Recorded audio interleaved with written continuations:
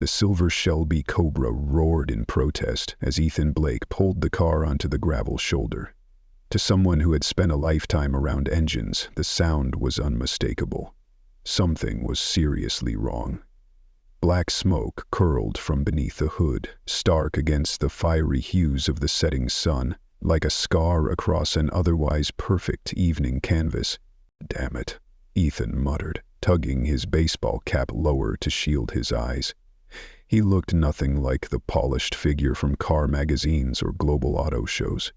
Just a middle-aged man in worn jeans, a plain shirt, cheap sunglasses, and shoes that had seen better days. 3 days of escaping the spotlight. 3 days of precious anonymity. And now it was unraveling. Betrayed by the growl of a machine, he popped the hood and stepped back as smoke hissed out like venom from a snake. The engine block was blisteringly hot. Somewhere something had burst. Even with his mechanical know-how, Ethan knew this was beyond a roadside fix. He pulled out his phone. No signal. Great. A weathered sign about 50 yards ahead caught his eye. Collins Auto Repair. Faded letters promised honest work at honest prices, though the sun had long since worn away its sharpness. With no other options, the nearest city was at least 60 miles away, and nightfall was approaching. He grabbed a small duffel from the passenger seat and began walking.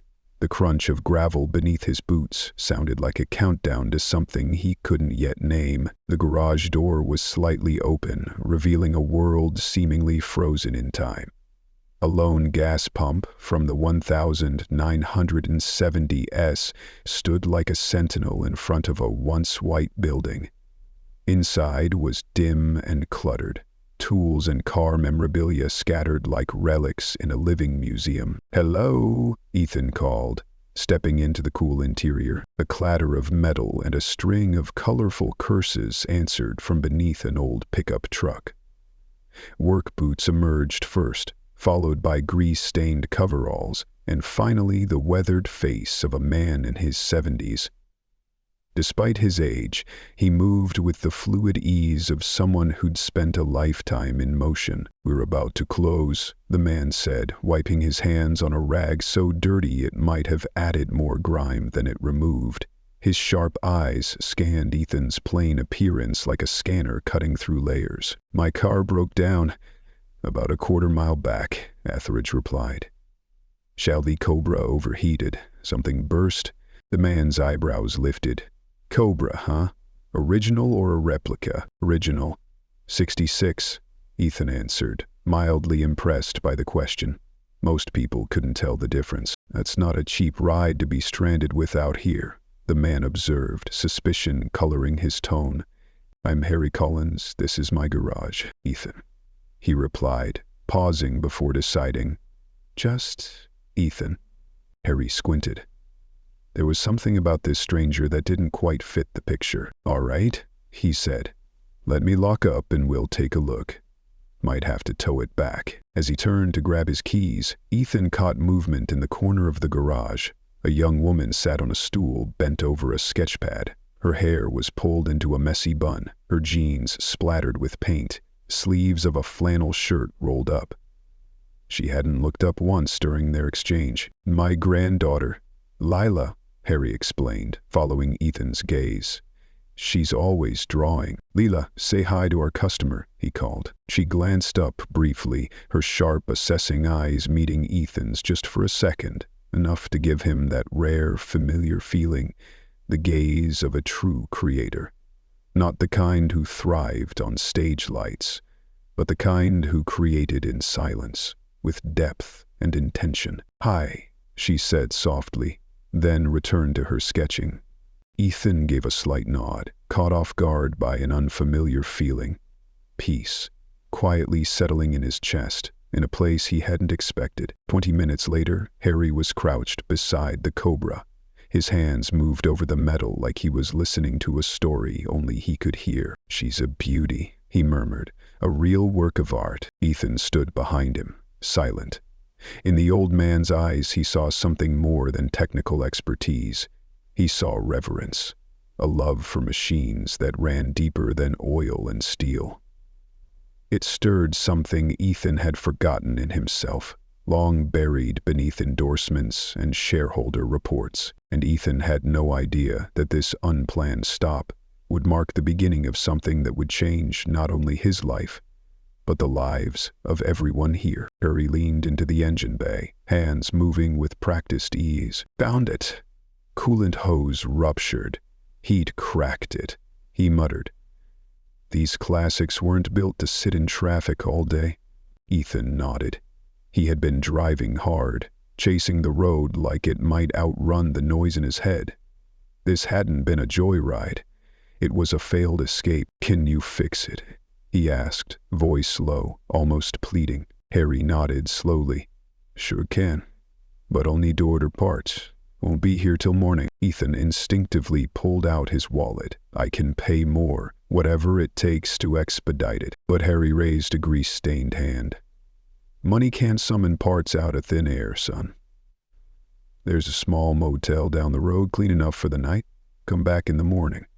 Ethan was about to argue, his instinct to control flaring up, but Harry spoke again, firm yet kind. No charge for the tow, no charge for the checkup. Consider it a gift for someone who knows how to treat a real cobra. Ethan paused. Few people ever turned down his money. Fewer still offered something in return. He wanted to ask why, but then Harry smiled, and the years seemed to melt off his face. Sometimes we help strangers without needing a reason. My old man taught me that. Besides, it's not every day I get to work on a living piece of history. Harry hitched the Cobra to his ancient tow truck. As Ethan turned back toward the garage, he noticed Lila standing in the doorway, clutching her sketch pad to her chest, watching every move her grandfather made. When she saw Ethan watching her, she quickly slipped back into the shadows. After arranging to return the next day, Ethan began walking toward the motel. He had barely made it 100 feet when he heard footsteps behind him. Wait, Leela caught up, slightly out of breath. Grandpa told me to give you a ride. It's getting dark. Inside the beat-up Honda, Ethan sat silently. On the dashboard sat Lila's sketchpad. One page had slipped out, a technical drawing of an engine, unlike anything he'd seen before. The proportions were off. Or maybe they were just right, for something that didn't yet exist. When they arrived at the motel, Lila suddenly seemed shy. Really worries. Thanks for the ride, Ethan said as he stepped out. Her phone rang. She picked it up, face darkening. I'll be there right away, she said, and sped off without another word, leaving her sketchpad behind on the dashboard. Ethan called out, but she was already gone. In the motel room, Ethan showered off the dust of the road and collapsed onto the bed. The sketchpad sat on the nightstand, silently demanding attention. He meant to ignore it, to respect her privacy. But curiosity crept in. The first few pages were as expected. Landscapes, faces, small studies. But then, the technical drawings emerged. Engines, chassis layouts, aerodynamic concepts. Page after page, each more refined than the last. Some included specifications so precise his senior engineers would be stunned. The final page was a complete vehicle, elegant, efficient, and annotated with sustainable materials and a hybrid propulsion system Ethan had never seen before. This wasn't just good. It was revolutionary. Ethan blinked. CEO of Blake Motors, one of the world's leading automotive companies, sat up straight. The fatigue vanished. He flipped back to the first page, then again, slower this time. Each drawing revealed something new. By the time the first light of dawn filtered through the window, Ethan knew with absolute certainty this breakdown wasn't an accident. It was fate. The next morning, a knock at the door roused him from a light sleep. The sketchpad was still open beside him. Mr. Ethan, Harry Collins here. Apologies for the early hour, but I've got everything I need. Should take a few hours. Ethan checked his watch. 7:30 a.m. No shop he knew opened before 9, let alone had parts delivered this early. "I'll be right out," he called, slipping the sketchpad into his bag. Outside, Harry waited by his truck, holding 2 cups of coffee. Black, no sugar. "Hope that's all right." It was more than all right. "You're up early," Ethan said, sliding into the passenger seat. "Been that way for years." "Don't need much sleep anymore," Harry replied with a shrug. "Called in a favor. Friend in Milan had the part we needed." Ethan gazed out the window, watching the sleepy town roll by. A new day had begun, but everything inside him had already changed. As Ethan sat in the worn-out pickup truck beside Hari, he quietly observed the town as they drove through its narrow streets. Locals waved at the elderly mechanic from sidewalks, shop entrances, and breakfast diners. Each greeting was met with a warm smile and a familiar nod from Hari. "Morning, Harry." "Morning, June. How's the car running?" Harry responded to each salutation with a personal touch, as if every resident was an integral part of his life. He wasn't just a mechanic. He was the heartbeat of this fading town. Back at the garage, the Shelby Cobra gleamed under the morning sun, its hood propped open. Without a word, Harry dove into his work, his hands moving with the precision of someone who had done this countless times. "Mind if I look around?" Ethan asked, curiosity piqued. Harry nodded, eyes still fixed on the engine. Ethan wandered into the parts of the garage he hadn't seen the night before. In daylight, the space revealed its character. Tools meticulously organized, vintage equipment juxtaposed with modern devices. One wall showcased license plates from various states. Another displayed photographs spanning decades. Cars, faces, moments frozen in time. In a small back room, a cluttered desk caught Ethan's attention. Scattered papers bore handwritten notes. "Pay after harvest, no charge, returning a favor. Half now, rest when possible." There was no price list, only trust and kindness. A wall calendar stood out. Dates were marked with notes. Lila, Doctor, Lila, School, and in bold red ink, today's entry. Ethan, Cobra. Behind the desk, framed photos chronicled Lila's life. Receiving awards, graduating, standing beside half-repaired cars. One older photo made Ethan's heart skip. A younger Harry, clad in racing gear, stood beside a man Ethan recognized instantly, his father, Jack Blake. Both beamed, arms around each other, holding a trophy. "It was a great day," Harry's voice broke the silence. "Indianapolis, 76. Ethan turned, trying to mask his surprise. "You were the chief engineer?" "Yes." Harry nodded, eyes on the photo. Jack's team. 3 seasons, 8 wins. That day was the championship. What happened after? "Life intervened," Harry sighed. "My wife fell ill, had a young child to care for. Racing doesn't leave room for family. I stepped away. No regrets. It was the right choice." A bell chimed at the garage entrance. Harry excused himself. Ethan remained, staring at the photo. His father had never mentioned Harry, despite sharing countless racing stories.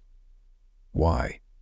Harry returned with an elderly woman and her dilapidated station wagon. "Transmission acting up again, Marta?" he asked gently. "I'm not sure I can afford repairs this month, Harry.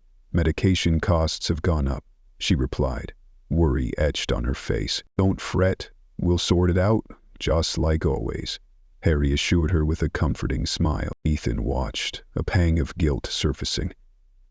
At Blake Motors, clients in financial distress were redirected to the finance department. He'd never personally dealt with someone like Martha. Here, every vehicle had a story, and every customer was treated with dignity. Throughout the morning, a steady stream of clients arrived, a young mother with a minivan full of kids and a glaring check engine light, a teenager with his first car making odd noises, a farmer whose truck refused to start. Harry attended to each with unwavering respect, regardless of their means. During a break, Harry prepared sandwiches and insisted Ethan join him. "What line of work are you in?" Harry inquired, slicing the sandwiches diagonally. Ethan hesitated. "I'm in the automotive industry. On the corporate side." Harry nodded knowingly. "Figured as much. You've got the demeanor of someone used to giving orders." Before Ethan could respond, the office phone rang. Harry answered, his tone softening immediately. "Hi, sweetheart. Yes, he's still here. The parts arrived. Should be ready by afternoon." He paused, listening. "All right, I'll let him know." Hanging up, Harry turned to Ethan. "Lila sends her apologies for leaving abruptly yesterday. She said she'll drop by later. She doesn't usually trust strangers, but she sees something special in you." Ethan nodded thoughtfully. With her talent, she could thrive anywhere. Why stay here? A shadow crossed Harry's face. "Her parents, my daughter and son-in-law, died in a car accident when she was 8, drunk driver. Since then, it's been just the two of us. She stays for me, though she'd never admit it. She's sacrificed her dreams out of loyalty." He looked away, blinking rapidly to hold back tears. "She's all I have left, and I'm all she has." In that moment, Ethan saw Harry in a new light, not just as a mechanic, but as a living link to his father's past, the soul of a dwindling town, and a beacon rekindling a long-lost passion within Ethan. Harry, once the mastermind behind Blake Motors' racing division, now toiled in a modest garage, his genius obscured by time, and Leela, a prodigy in her own right, seemed destined to follow the same path of unrecognized brilliance. Ethan watched Harry diligently work on the Cobra, then pulled out his phone. Despite weak reception, he managed to send 2 messages, one canceling his return flight, the other requesting a comprehensive background check on Harry Collins. An hour later, the results left Ethan stunned. Harry Collins wasn't just a mechanic. He was the original inventor of the fuel injection system, a technology that had given Jack Blake a competitive edge on the racetrack. Blake Motors had patented and mass-produced it, yet Harry had never received acknowledgement or compensation. That evening, in his modest motel room, Ethan spread out Lila's sketchbook, like a strategist analyzing a critical acquisition. What he discovered exceeded all expectations. Her designs weren't merely innovative, they were revolutionary. She had solved efficiency challenges that had stumped Blake Motors' top engineers for years. Her aerodynamic concepts promised unprecedented reductions in drag, all meticulously calculated. Remarkably, she had achieved all this with just pencils, paper, and innate genius, without the aid of multi-million-dollar simulation software. The latter half of the sketchbook contained sporadic journal entries. Ethan read them, heart heavy. Rampa's cough worsened today. He thinks he's hiding the medical bills, but I know if my designs work as I envision, maybe someone will notice. Applied for the engineering scholarship again, 3rd time's the charm, but I can't leave. Who would care for Grandpa? He'd never admit he needs help. Dreams are for those who can afford to chase them. I'll never leave this town. He's all I have. Ethan leaned against the wall, eyes vacant. As CEO of Blake Motors, he was accustomed to acquiring innovations from startups, universities, and independent designers, often at bargain prices, turning them into massive profits. It was the industry norm, a strategy his father had perfected. He picked up his phone. A single call could dispatch a team of lawyers by morning, armed with exclusive contracts, NDAs, and a life-changing sum for Lila. Blake Motors would secure groundbreaking technology worth billions, a flawless deal. But then, images of Harry and Lila flooded his mind. The selfless mechanic, always ready to help without expecting anything in return. The gifted young woman, willing to forsake her aspirations to care for her ailing grandfather. And his own father, who had built an empire on Harry's uncredited invention. His phone buzzed with an urgent message from his assistant. "Martin Chin from Tech Drive is inquiring about your whereabouts. Rumors suggest you've gone off the grid. Need confirmation. A.S. Martin Chin, a formidable competitor, notorious for aggressive tactics and industrial espionage. If he was probing, trouble was imminent. A second message followed. Security reports unusual access to the prototype design server. Potential breach detected. Ethan's blood ran cold. Too many coincidences. Then it hit him. The Shelby Cobra. A distinctive car, easily recognizable in the automotive world. Someone might have spotted it and alerted Chin. If so, Lila's designs were at risk. A knock at the door jolted him. Ethan tightened his grip on the sketchbook. Ethan hurriedly shoved the sketches under the bed before opening the door. Lila stood in the hallway, her expression a blend of embarrassment and determination. "I came for my sketchbook," she said bluntly, not bothering with pleasantries. "Of course," Ethan replied, stepping aside to let her in.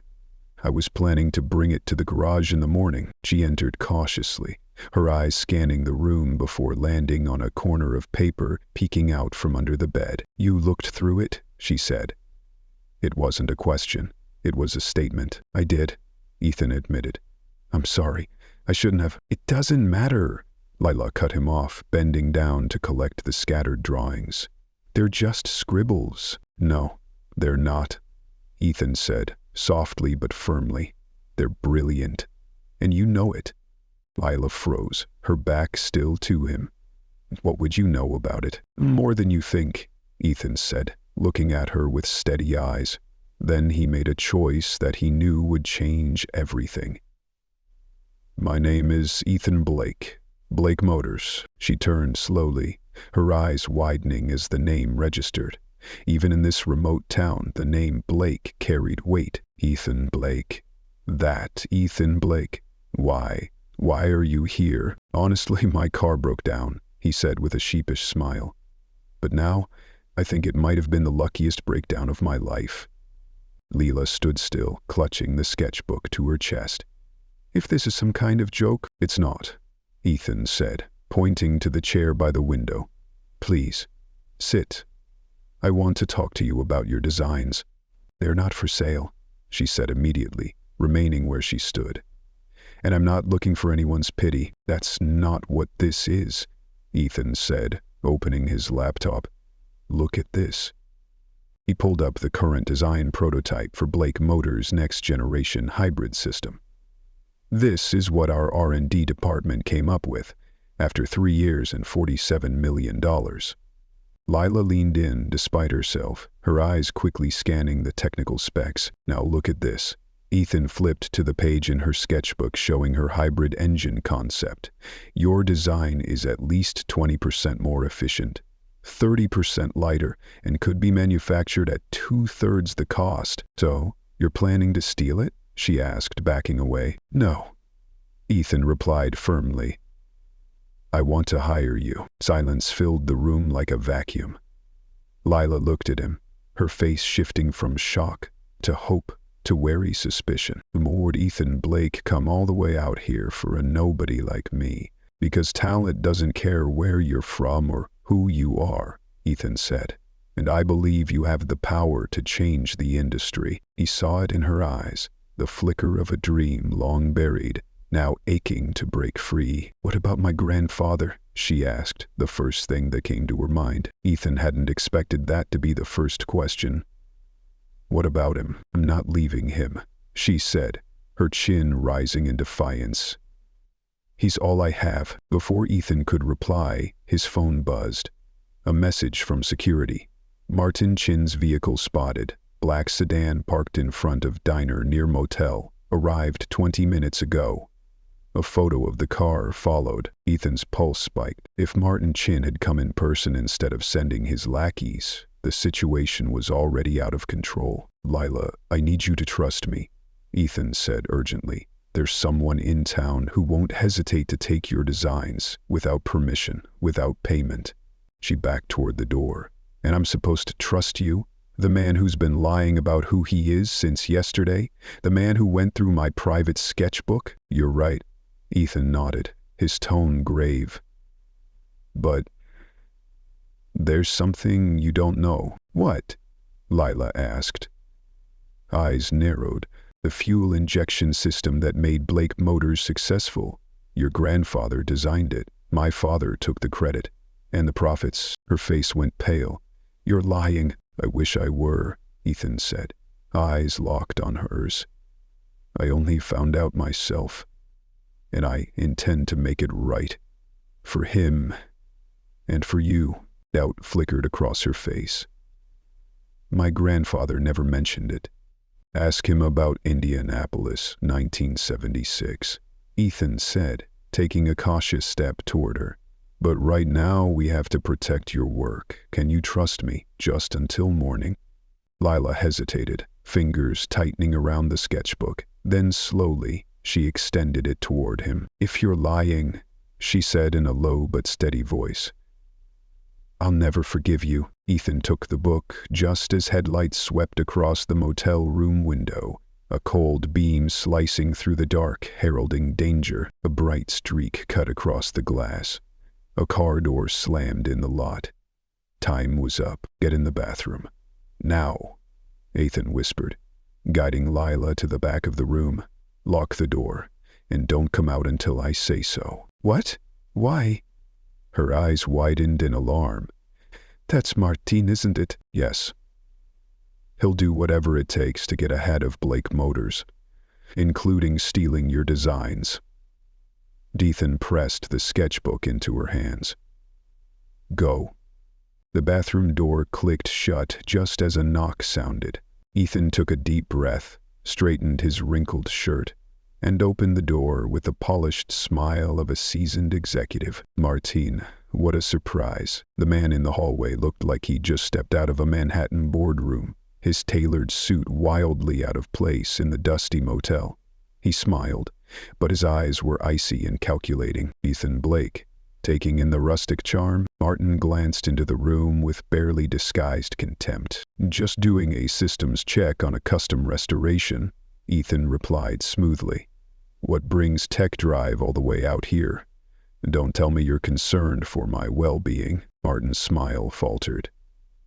Let's just say I heard a rumor about a certain special vehicle.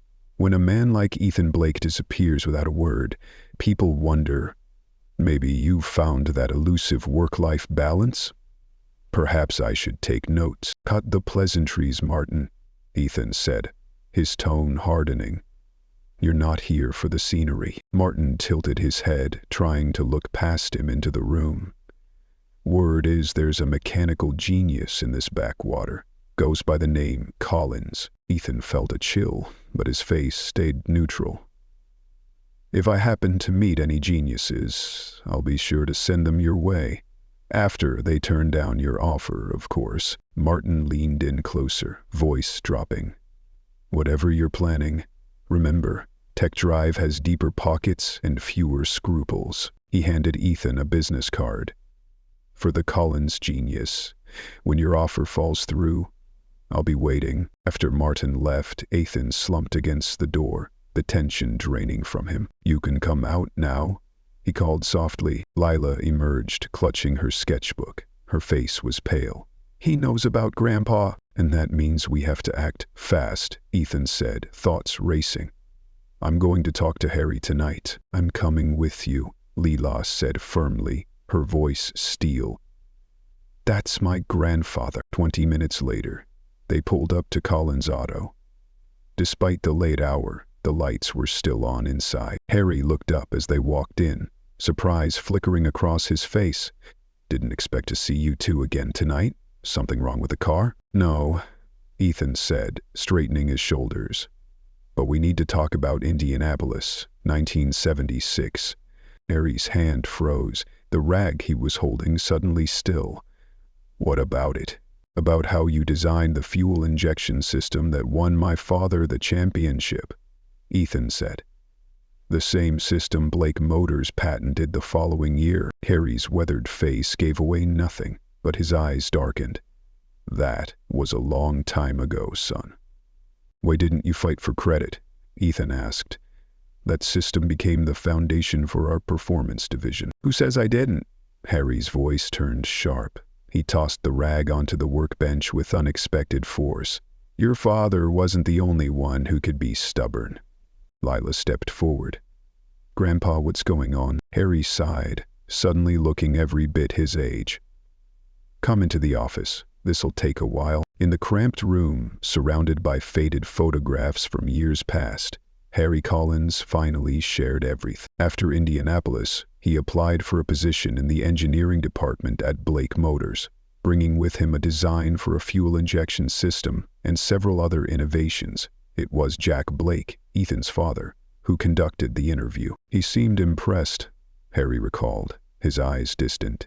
Said he'd be in touch, but he never called. "Never called?" Ethan asked. "Oh, he did call," Harry chuckled, though without joy. Said they were going in a different direction, wanted someone with degrees, a strong theoretical background, mentioned my design had potential but needed a professional team to refine it. 6 months later, I saw my system on their new car model, he continued, his voice lowering. They altered a few details, made it look different on paper, but I recognized it. Every bolt, every fuel line. "Did you confront them?" Lila asked softly. "I did. Made it to the main lobby before security escorted me out." He shrugged. A month later, I received a warning letter from Blake Motors' lawyers. If I continued to slander them, they'd sue me, until I was penniless. Ethan felt nauseated. I had no idea. Well, would you? Harry looked at him. "You were only 5 then. My wife was gravely ill and I had a young child to care for. I couldn't fight a corporation. So I came back here, opened the garage and focused on what mattered most." "Family," Leela whispered. "Exactly," Harry said, his eyes reflecting a deep sorrow. Harry squeezed his granddaughter's hand, his gaze calm yet intense. "I've never regretted it.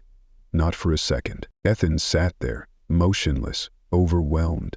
The father he once idolized, who taught him every business principle, had stolen this man's achievement. Worse, he had threatened Harry when he merely sought justice. "I'll make it right," Ethan said, his voice steady. "Full credit, complete royalties, whatever it takes." Harry snorted. "Keep your money, son. I don't need it. Maybe you don't, but you deserve it. And Lila deserves a chance to turn her talent into reality." Ethan turned to her. "Your design is truly extraordinary. Blake Motors would be proud to have you on the team." The grandfather and granddaughter exchanged a glance, silent, yet filled with years of shared experiences. Leela remained quiet, then walked over to the desk and picked up a stack of papers. "These are rejection letters." She handed them to Ethan. "From Blake Motors. 3 consecutive years. I applied for internships, design competitions, scholarships." Ethan flipped through each page. The company's logo was prominently displayed atop every letter, the familiar, impersonal phrasing. "We regret. Many outstanding applicants, unable to accept at this time." "I don't understand," he murmured. "Just one look at this design. Anyone would see the potential." "Maybe no one bothered to look," Lila said bitterly. "Or perhaps the name Collins has been blacklisted for years." Her words hit Ethan like a punch to the gut. How many other talents had been dismissed like this? How many groundbreaking ideas lost due to arrogance and bureaucracy? "I'll fix everything," Ethan promised, his eyes moving from Harry to Lila. "Everything? Why should we trust you?" Leela asked, her eyes glistening with tears, though her voice remained fiery. "You lied about who you are. You secretly viewed my sketchbook. You're no different from your father." Her words cut deep, because they held truth. "You have every right to say that," Ethan admitted. "I deserve the blame. But I'm not my father, and I'll prove it, if you give me the chance." Before she could respond, Ethan's phone vibrated with an urgent message. He glanced at the screen, his face turning pale. A message from the security team. "Martin Chin has entered the garage through the back door, approaching the design." "We have a problem," Ethan said, showing them the screen. "He's here, and he doesn't intend to make a polite offer." Harry quietly opened a drawer, pulling out an old shotgun. "Let him try." "No, Grandpa." Lila grabbed his arm. "It's not worth it. Not worth resorting to violence." "She's right," Ethan said, moving quickly to the door. "Grab the important things, tools, designs. We're leaving." "Running away?" Harry challenged. "A strategic retreat," Ethan replied, his eyes resolute. "To fight on our terms, not his." 10 minutes later, Lila's old Honda sped into the night. The Cobra had to be left behind. In the rearview mirror, Ethan saw Lila's eyes filled with anger. "I trusted you," she whispered. "Trusted my work, my dreams." Ethan watched the small town fade behind them. He knew everything ahead would shape not just the company's future, but the man he would become. "I know," he said, "and I will earn that trust back." As dawn broke, he stopped in a nearby small town, leaving Harry and Lila at a motel. Before turning the car around, Ethan made a promise. Then he made a phone call. A call that would change everything. That afternoon, he departed quietly, leaving on Harry's desk a thick envelope and a business card. Inside was a contract with the most favorable terms Blake Motors had ever offered, and a handwritten letter in slanted script. "Some debts can never be fully repaid, but I must try." "This is ridiculous," Harry grumbled, adjusting the tie Lila insisted he wear. "Since when does this town have community events requiring a tie?" Lila merely smiled, though she was equally anxious. That morning they had received an elegant, embossed invitation requesting their presence at the high school auditorium at 2 p.m. No explanation, just the words, concerning the future of this town. "Probably about approving the bridge repair budget," she teased, smoothing the dress she had worn for her college interview 3 years prior. It had been 4 days since Ethan Blake left. 4 days of checking the garage each morning, hoping for a sign. Throughout those 4 days, Harry and Lila lived in a state of unease, as if standing in a storm without knowing when lightning would strike. They jumped at every small noise, silently wondering, would Martin Chin return? Would Ethan Blake truly keep his word? The contract Ethan left, so generous it seemed unbelievable, sat untouched on the desk. 4 days passed, with Harry unusually silent, spending all day behind closed doors in his office. Occasionally, Lila saw him sitting motionless for hours, eyes fixed on an old photo from Indianapolis, his face filled with unnamed emotions. "We should go," Lila said, glancing at the clock. "It's 20 minutes to start." They got into the car, heading to the high school as per the mysterious invitation received that morning. But upon arrival, the first thing Lila noticed was the parking lot, completely full, not just with local vehicles, but with luxury cars bearing out-of-state plates, Bentleys, Teslas, Porsches. People in suits, holding iPads and phones, hurried into the building. "Good Lord," Harry muttered, parking between a Bentley and a Tesla. Inside the auditorium, the scene left them stunned. The usual plastic chairs had been replaced with plush velvet seats. A proper stage had been set up with professional lighting and a massive LED screen behind it. Whatever this was, it certainly wasn't a town council meeting. A staff member in a suit approached. "Mr. Harry Collins and Miss Lila Collins, please follow me. You have reserved seats." "Reserved seats?" Lila glanced at her grandfather, surprise evident in their eyes as they were led to the front center row. At exactly 2 p.m., the auditorium lights dimmed. A spotlight illuminated the stage. The person who stepped out left the entire auditorium holding its breath. Ethan Blake, no longer the casually dressed man from before, but a commanding CON in a finely tailored suit. His eyes exuded confidence, his demeanor calm, standing in the light as if it was where he always belonged. "Ladies and gentlemen," Ethan began through the pristine sound system, "thank you all for coming on such short notice.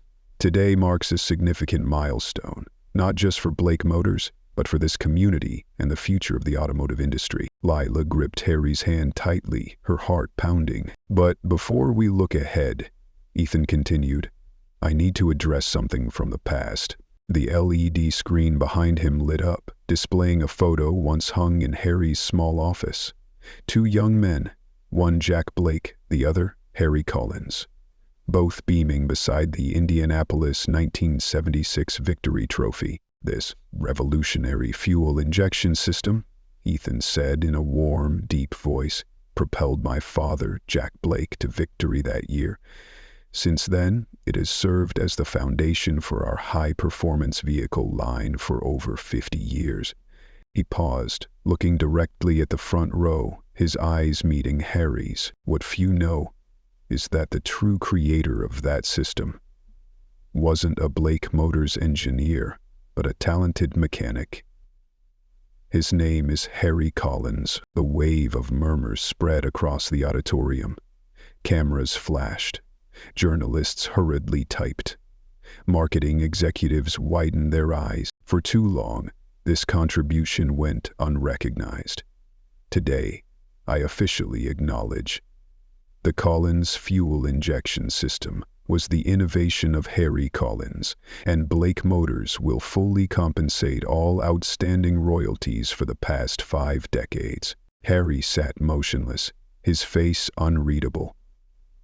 But Lila felt his hand trembling. "But that's only half the story," Ethan continued, signaling to change the screen. This time, images appeared of designs from Lila's sketchbook, transformed into vivid 3D models. Engine lines, chassis, aerodynamics, all clearly bore the creative touch of the young girl. "Talent often runs in the family." Ethan smiled. "Harry Collins's granddaughter, Lila Collins, has developed a series of groundbreaking designs that will form the foundation for Blake Motors' next generation of vehicles." His voice slowed, resonating in the breathless silence. "Ladies and gentlemen, I present to you the youngest designer at Blake Motors, Lila Collins." Spotlight shone on the front row. Lila sat there, stunned, her eyes glistening, Harry's hand tightly holding hers. Ethan invited her to the stage. She stood up, her legs trembling as if the ground was shaking. But then, she stepped forward. For him. For herself. Ethan shook her hand amid the blinding flashes. Then he leaned in and whispered, "I promised to make things right, and I have. I haven't signed the contract yet," she whispered, her voice shaky. "I know," Ethan smiled sincerely, "but this doesn't depend on a signature.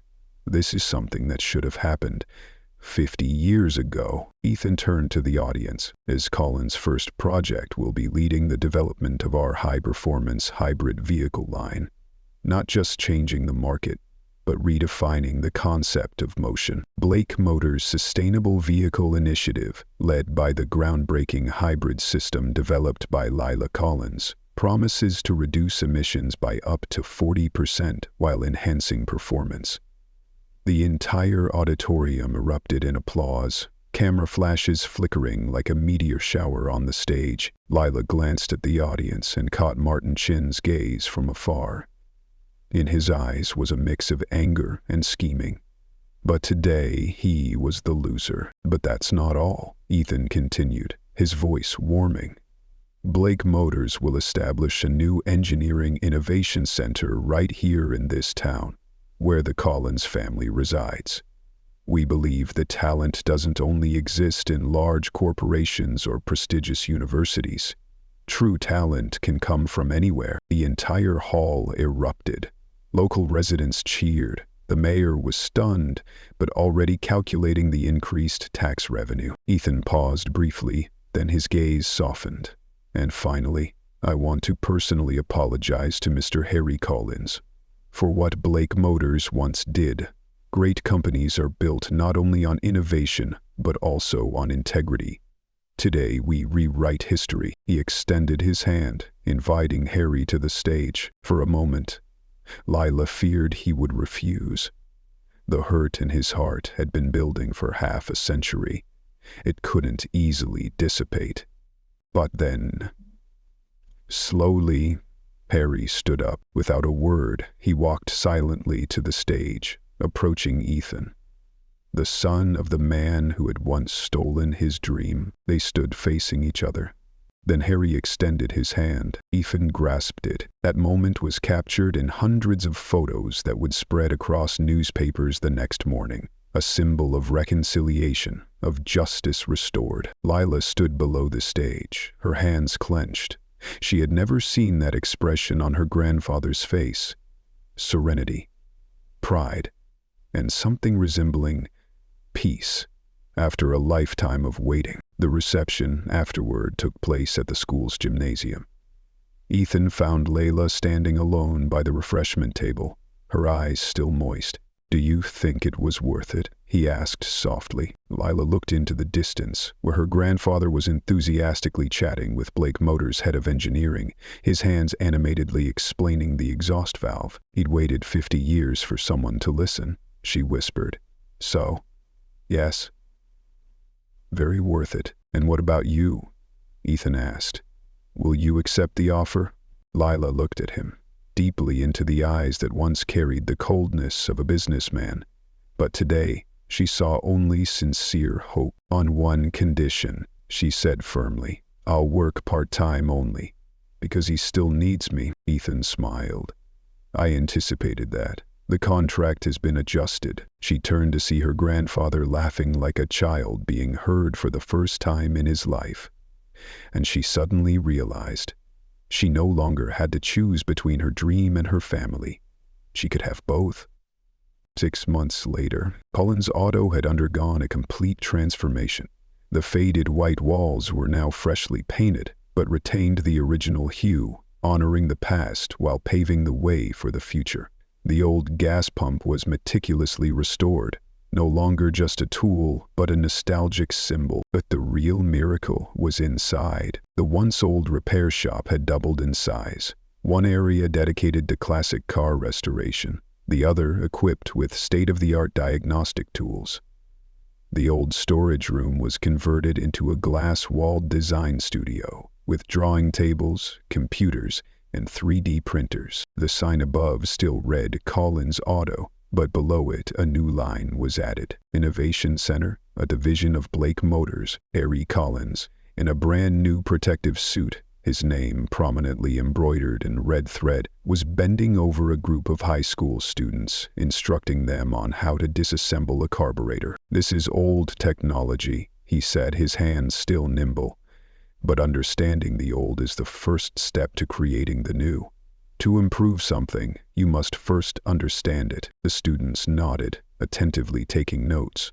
All were participants in the Collins Scholarship Program, an initiative started by Ethan, but Harry insisted on teaching the fundamentals himself. "No computer can replace the feeling when something runs just right," he often said. In the design area, Lila sat before her tablet, adjusting the final specifications for her debut concept car, the Collins, scheduled to debut at next year's International Auto Show. That car was the culmination of 2 generations, modern yet humble, powerful yet efficient, innovative yet rooted in sustainable mechanical principles. Lila's work schedule was now evenly split, 3 days a week at Blake Motors headquarters, where veteran engineers who once doubted her now sought her advice on their toughest projects. The remaining 4 days she returned to Cullen's Auto, still the same young girl with her pencil, love for machines, and a grandfather always behind her. From a broken-down car on the roadside, the story became a journey of restoring honor, discovering talent, and making amends through sincere actions. And amidst it all, a simple truth was established. Justice may come late, but when it arrives, it changes everything.